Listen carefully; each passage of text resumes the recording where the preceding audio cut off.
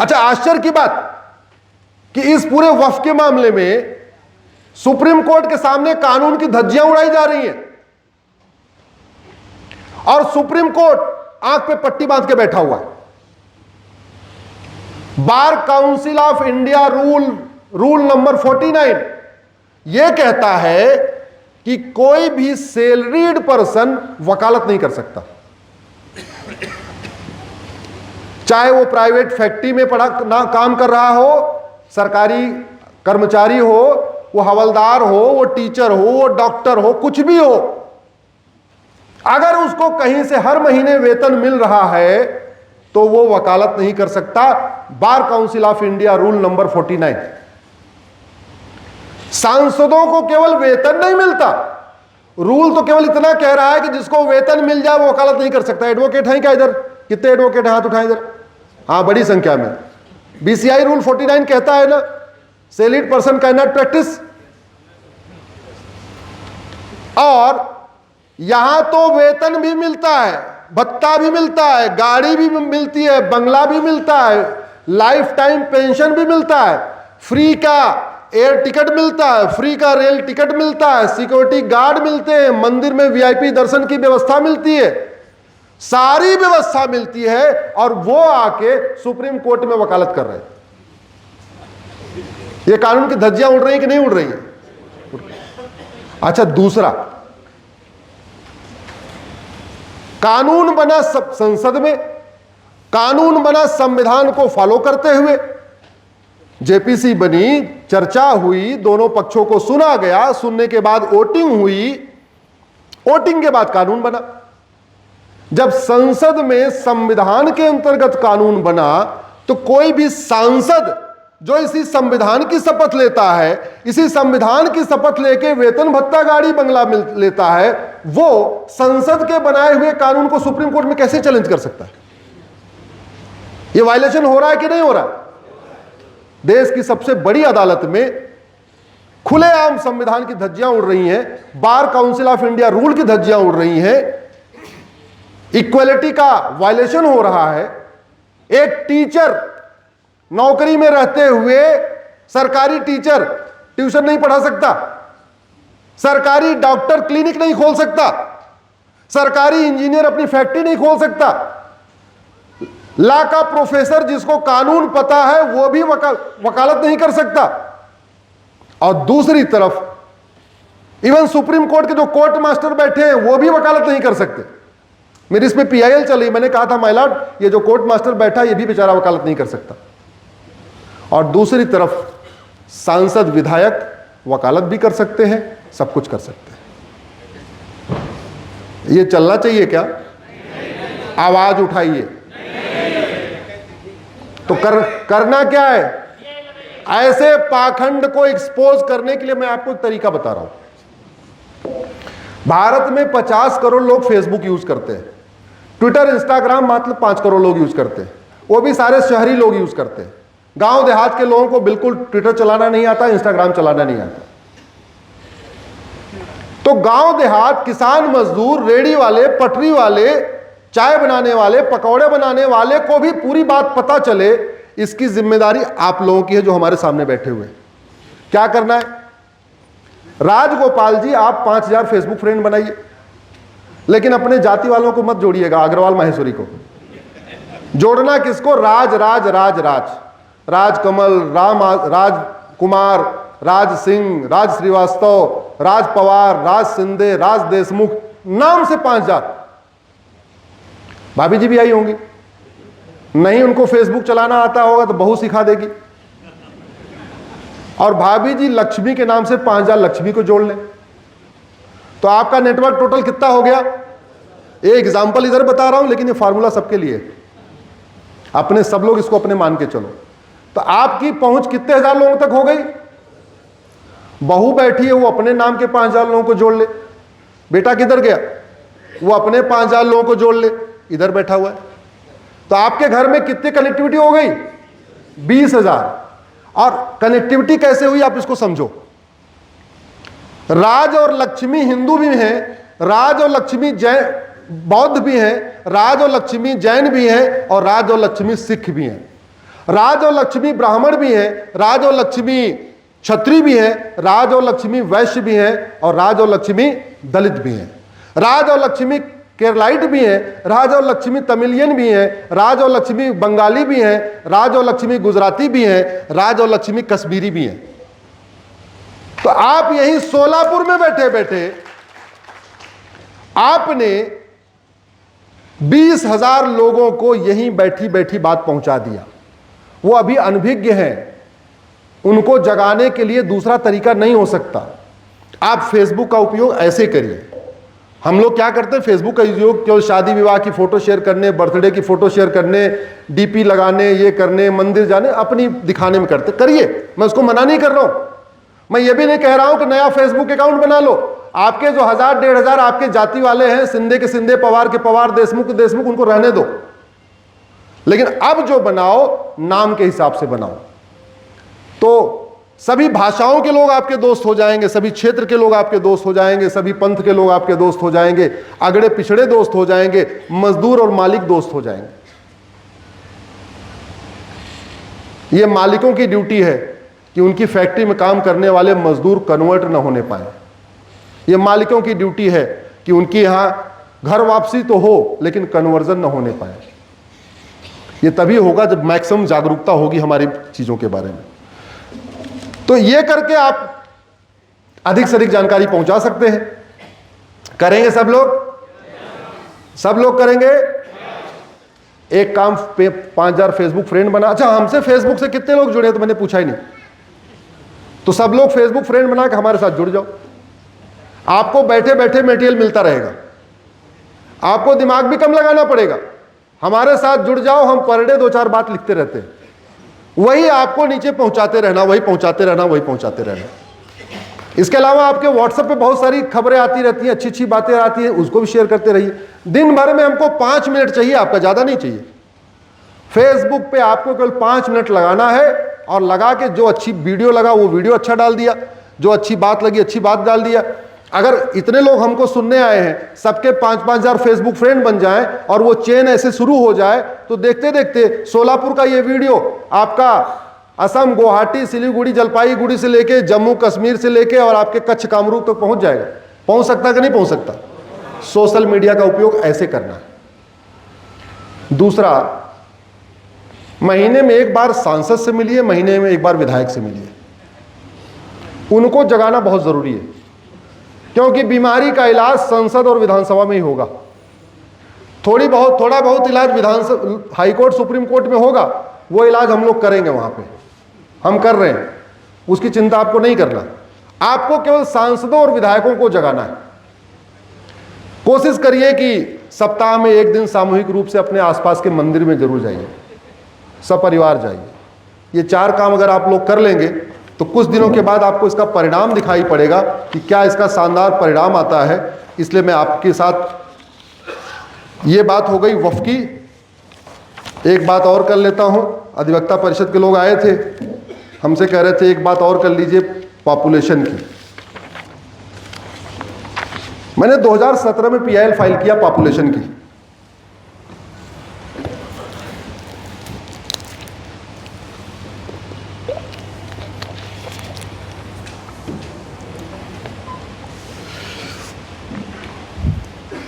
Population control क्यों जरूरी है, इसको समझिए। पहला तो पॉपुलेशन कंट्रोल इसलिए जरूरी है कि भारत के संविधान में लिखा हुआ है पॉपुलेशन कंट्रोल कानून होना चाहिए। अब यही बात लोगों को नहीं पता कि भारत के संविधान में पॉपुलेशन कंट्रोल लॉ होना चाहिए, ऑलरेडी लिखा हुआ है। शेड्यूल 7 लिस्ट 3 एंट्री नंबर 28 लिखा हुआ है, population control and family planning होनी चाहिए। तो अगर संविधान की दृष्टि से देखिए तो भारत के सांसदों, विधायकों को वेतन, भत्ता, गाड़ी, बंगला किस लिए मिलता है? जोर से बोलिए जरा। संविधान को लागू करने के लिए। एक बात आप समझ लीजिए, कोई व्यक्ति 10 लाख वोट से जीत जाए और कलेक्टर उसको सर्टिफिकेट भी दे दे, तब भी वो सांसद विधायक नहीं कहलाता। सांसद विधायक तब कहलाएगा जब वो संसद और विधानसभा में जाके इसकी शपथ ले लेगा और शपथ क्या लेता है? मैं संविधान के अनुसार कार्य करूंगा। शपथ लेता है संविधान के अनुसार कार्य करूंगा, और संविधान में क्या लिखा है उसको पता ही नहीं। न उसको पता है कि संविधान में क्या लिखा है, न वो पूछने की कोशिश करता, सोचता पूछ लूंगा तो यार बेइज्जती हो जाएगी, मैं तो सांसद विधायक। तो ये सारा 75 साल से ये गड्ढम गड्ढा ऐसे ही चल रहा है। ये गड़बड़ी यहीं से हो रही है, पता भी नहीं है, पूछना भी नहीं है। अब वैसे भी आप समझ लो, जैसे डॉक्टर का काम है अच्छी दवाई देना या गड़बड़ दवाई देना, अच्छी दवाई। ड्राइवर का काम अच्छी तरीके गाड़ी चलाना, शिक्षक का काम अच्छी तरीके पढ़ाना, वैसे सांसद विधायक का काम अच्छी तरीके कानून बनाना। सांसद विधायक की प्राइमरी ड्यूटी ही है कि भारत की समस्याओं की रूट कॉज एनालिसिस करना, भारत के समस्याओं के मूल कारण को समझना और उसका स्थायी समाधान करना। भारत की समस्याओं का 50% समस्याओं का जो रूट काज है वो जनसंख्या विस्फोट है। जमीन हमारे पास मात्र 2% है दुनिया की, जितनी टोटल दुनिया में जमीन है उसकी हमारे पास कितनी जमीन है? 2%। तो जमीन के हिसाब से हमारी जनसंख्या 2% होनी चाहिए। तो दुनिया की जनसंख्या 800 करोड़ है, तो 2% यानी हमारी जनसंख्या कितनी होनी चाहिए? 16 करोड़। जो दुनिया में पानी है उस पानी के हिसाब से हमारे पास 4% पानी है, तो पानी के हिसाब से हमारी जनसंख्या दुनिया की 4% होनी चाहिए। दुनिया की जनसंख्या 8 करोड़, तो हमारे पास पानी 4%, तो जनसंख्या 4% होनी चाहिए, यानी कितना होने चाहिए? 32 करोड़। और हमारी जनसंख्या हो गई है लगभग 150 करोड़। अगर आप समस्याओं की एनालिसिस करिए, जल जंगल जमीन की समस्या, मूल कारण जनसंख्या विस्फोट।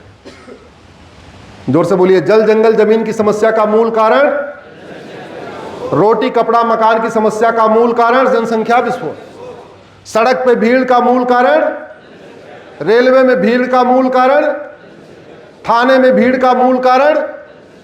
इतना धीरे बोल रहे भाई, तेज बोलो जरा। आवाज में कह रहा हूं यही रिकॉर्ड हो रही है, उधर थोड़ी रिकॉर्ड हो रही है। बढ़ते अपराध का मूल कारण, मिलावटखोरी का मूल कारण, कालाबाजारी का मूल कारण, जिहाद का मूल कारण, अराजकता का मूल कारण। सबसे ज्यादा 5 लाख लोग हर साल जमीन के झगड़े में मर जा रहे हैं लड़ लड़ के। और क्यों? क्योंकि जमीन कम होती जा रही है, इंसान बढ़ते जा रहे हैं, तो एक एक विश्वा जमीन के लिए एक दूसरे की हत्या कर दे रहे। तो इस हत्या का मूल कारण जनसंख्या। भारत की 50% समस्याओं का मूल कारण है जनसंख्या विस्फोट। सरकार जब तक 2 करोड़ घर बनाती है 10 करोड़ बेघर पैदा हो जाते हैं। सरकार जब तक 2 करोड़ लोगों को रोजगार देती है 10 करोड़ बेरोजगार पैदा हो जाते हैं। और ये सारा जनसंख्या विस्फोट का बर्डन किसके ऊपर जा रहा है? टैक्स पेयर के ऊपर। और जिसके ऊपर पूरा बर्डन जा रहा है, जो घिसा जा रहा है, बैठा जा रहा है, वो आवाज भी नहीं उठा रहा है कि भैया बस करो, बहुत हो गया। अपने वाले को खिलाऊं कि 10 को खिलाऊं कि 20 को खिलाऊं कि 25 को खिलाऊं कि 30 को खिलाऊं, कितनों को खिलवाओगे हमसे? 82 करोड़ लोगों को इस समय राशन देना पड़ रहा है। ये गर्व की बात नहीं, ये शर्म की बात है। हम 1947 में आजाद हुए, चीन हमसे 2 साल के बाद आजाद हुआ 1949 में। आजाद होते उसने 1 साल के अंदर जो पहला काम किया था, इनफैक्ट जो 2 काम किए उन्होंने आजाद होने के बाद। पहला काम किया गुलामी का नामो निशान मिटाया, और दूसरा काम किया हम दो हमारे दो अनिवार्य कर दिया। हमारे देश में आज भी बाबर, हुमायूं, तुगलक, गजनी, गोरी, खिलजी के मकबरे हैं, उनके चबूतरे हैं, उनकी कब्र है, उनकी दरगाह है, उनका गुसल खाना है, उनका पता नहीं कौन कौन सा खाना है। और चीन ने 1 साल के अंदर न किसी जापानी के नाम पे सड़क, न किसी जापानी के नाम पे मोहल्ला, न किसी जापानी के नाम पे गली, न किसी जापानी के नाम पे बिल्डिंग, सब मिटा दिया। भारत और चीन में दूसरा अंतर, हमने मिटाया नहीं, उसने मिटाया। और दूसरा अंतर, उसने 15 दरिंदों की स्टैच्यू बना के रखा एक म्यूजियम में, और वहां पे इंस्ट्रक्शन है कि जो यहां पे विजिटर आ रहे हैं वो 3 काम करेंगे इन 15 के ऊपर, या तो थूकेंगे, या तो हाथ से मारेंगे, या तो चप्पल से मारेंगे। ऐसे वीडियोस देखना हो तो फेसबुक पे फ्रेंड अकाउंट खोल के हमारे साथ जुड़ जाइए, ये सब वीडियो आपको मिलते रहेंगे। और हमारे यहां वहशी दरिंदे के कब्र की दरगाह के लिए नागपुर में दंगा हो गया। अंतर देखिए। इसलिए मैं कह रहा हूं जनसंख्या नियंत्रण जरूरी है। चीन का जो आंकड़ा है कि उसने 60 करोड़ बच्चों को पैदा होने से रोक दिया। अगर हमने भी चीन के साथ कानून बनाया होता, हिंदी चीनी भाई भाई नारा खूब दिया, लेकिन हिंदी चीनी भाई भाई मिलके एक काम करते, हम दो हमारे दो लागू कर देते, वो काम नहीं किया। आज हमारी जनसंख्या लगभग 90 करोड़ के आसपास होती है। 90 जो आज 145 करोड़ क्रॉस हो चुकी है, लगभग 150 करोड़ हो चुकी है। हमारी जनसंख्या अगर हमने भी चीन के साथ हम दो हमारे दो किया होता तो 90 करोड़ होती। 90 करोड़ होती तो टैक्स पेयर के ऊपर बर्डन कुछ कम होता कि नहीं? मुकदमों की संख्या कुछ कम होती कि नहीं? मिलावटखोरी कुछ कम। मिलावटखोरी क्यों होती है? डिमांड ज्यादा, सप्लाई कम, तो मिलावटखोरी। आप ऐसे भी सोचो कि हम कितना नकली माल खाते हैं। कोविड के दौरान जब सब कुछ बंद था, होटल बंद थी, ढाबे बंद थे, चाय की दुकान बंद थी, शादी विवाह बंद था, पनीर बन नहीं रही थी, मिठाइयां बन नहीं रही थी, तो कहीं आपने दूध को सड़क पे फैले हुए देखा क्या? जोर से बोलिए जरा। हमारे पास इतना ही दूध होता है कि लोगों को पीने के लिए मिल जाए, इससे ज्यादा दूध होता ही नहीं है। आप खुद दिमाग लगा के सोचिए, कोविड के दौरान जब सब कुछ ठप्प था, कहीं चाय भी नहीं दुकान बन रही थी, तो कहीं दूध, अगर गाय भैंस तो उतनी थी जितनी कोविड में थी, उतने बाद में भी थी। तो ऐसा क्या हुआ कि कोविड के दौरान गाय भैंस ने दूध देना कम कर दिया, और जैसे कोविड खत्म हुआ, ये लो पनीर, ये लो छाछ, ये लो तड़का, ये लो ये सब शुरू हो गया। कहां से आ रहा है दूध? गाय भैंस तो उतनी है, तो मिलावटी। 70% पनीर मिलावटी, 70% दूध मिलावटी, 70% दही मिलावटी, 70% छाछ मिलावटी, सब्जी में केमिकल भरा हुआ है, सब कुछ हम जहरीला खा रहे हैं। इस जनसंख्या विस्फोट का परिणाम है कि भारत का हेल्थ का बजट बढ़ता जा रहा है। क्यों? बीमारियां बढ़ रही हैं। बीमारियां क्यों बढ़ रही हैं? Air pollution, water pollution, noise pollution, land pollution के कारण। परिवार के परिवार बीमारियों से बर्बाद हो रहे हैं। कैंसर तेजी के साथ बढ़ रहा है। मूल कारण जनसंख्या विस्फोट, क्योंकि शुद्ध चीजों मिल नहीं रही। अभी अभी सर्वे आया कि दिल्ली में लोगों की एज 10 साल कम हो गई है, और कई सालों से मैं देख रहा हूं दिल्ली में 80 कोई क्रॉस ही नहीं कर रहा है। 80 से ज्यादा कोई जा ही नहीं रहा दिल्ली में। लोग दिल्ली छोड़ छोड़ के भाग रहे हैं। कोई हरिद्वार जा रहा है, कोई रुड़की जा रहा है, कोई देहरादून जा रहा है, लोग छोड़ के भाग रहे, बस नौकरी तक रुक रहे, उसके बाद वहां से पलायन कर रहे हैं। क्यों? हवा ही नहीं शुद्ध, पानी नहीं है, शुद्ध सब्जी नहीं है, शुद्ध अनाज नहीं मिल रहा है। जनसंख्या बढ़ती जा रही है, खेत बढ़ रहा है क्या? जोर से बोलिए जरा। अच्छा, खेत बढ़ रहा है या खेत उतना ही है या खेत घट रहा है? घट रहा है। जंगल उतना ही है या जंगल घट रहा है? पानी उतना ही है या पानी घट रहा है? सब कुछ घट रहा है। दुर्भाग्यवश हम दो हमारे दे के ऊपर कभी संसद विधानसभा में गंभीरता के साथ चर्चा ही नहीं होती। जब कहीं चर्चा नहीं होती तो फिर हम जहां हैं हमने वहां चर्चा किया। मैंने PIL फाइल किया सुप्रीम कोर्ट में कि संविधान में population control and family planning लिखा हुआ है, सरकार को निर्देश दीजिए इस पे काम करें। लेकिन मैंने कहा ना, हर बीमारी का इलाज PIL नहीं है। ज्यादातर बीमारियों का इलाज संसद विधानसभा में है, और संसद विधानसभा में तभी उसका इलाज होगा जब हम लोग महीने में कम से कम एक बार सांसद से, एक बार विधायक से मिले। इतने स्वार्थी हैं कि शादी का कार्ड देने के लिए सांसद विधायक से मिलते हैं, जन्मदिन पे बुलाने के लिए सांसद विधायक से मिलते हैं, हर उस काम के लिए सांसद विधायक से मिलते हैं जिसका देश से कोई लेना देना नहीं। लेकिन जिससे देश का भला होगा, समाज का भला होगा, व्यवस्था बदलेगी, देश सुरक्षित होगा, हमारी आने वाली पीढ़ियां सुरक्षित होगी, हम उसके लिए सांसद विधायक से मिलते नहीं। सब लोग पलायन करते जा रहे हैं, हमारी यंग जनरेशन पलायन कर रही है। क्यों? क्योंकि उसको यहां ठीक नहीं लग रहा है, क्राइम बढ़ रहा है। क्राइम क्यों बढ़ रहा है? क्राइम बढ़ने का एक बहुत बड़ा कारण पॉपुलेशन भी है। भारत की कोई भी समस्या लाइलाज नहीं है। अंत में इतनी बात कहूंगा, हम दैविक समस्याओं से परेशान नहीं है, हम मानवीय समस्याओं से परेशान हैं। हम भूकंप, बाढ़, सुनामी, ये जो दैविक समस्या है इनसे परेशान नहीं है।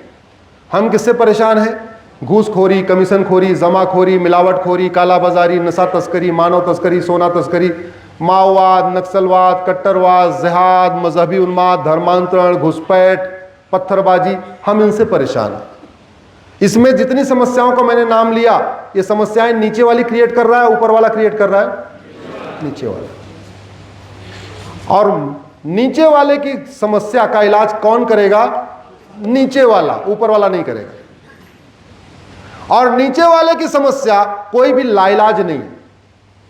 आप सब लोग समझदार हैं, पढ़े लिखे हैं, इन्हीं विषयों के लिए मैं कह रहा हूं, चिंतन करिए, लिखना शुरू करिए, जिससे किसान, मजदूर, हमारे जो गरीब भाई हैं, आदिवासी, उनको भी सब पढ़ने लगे। भारत की एक भी समस्या लाइलाज नहीं है और भारत की एक भी समस्या विश्वव्यापी नहीं है।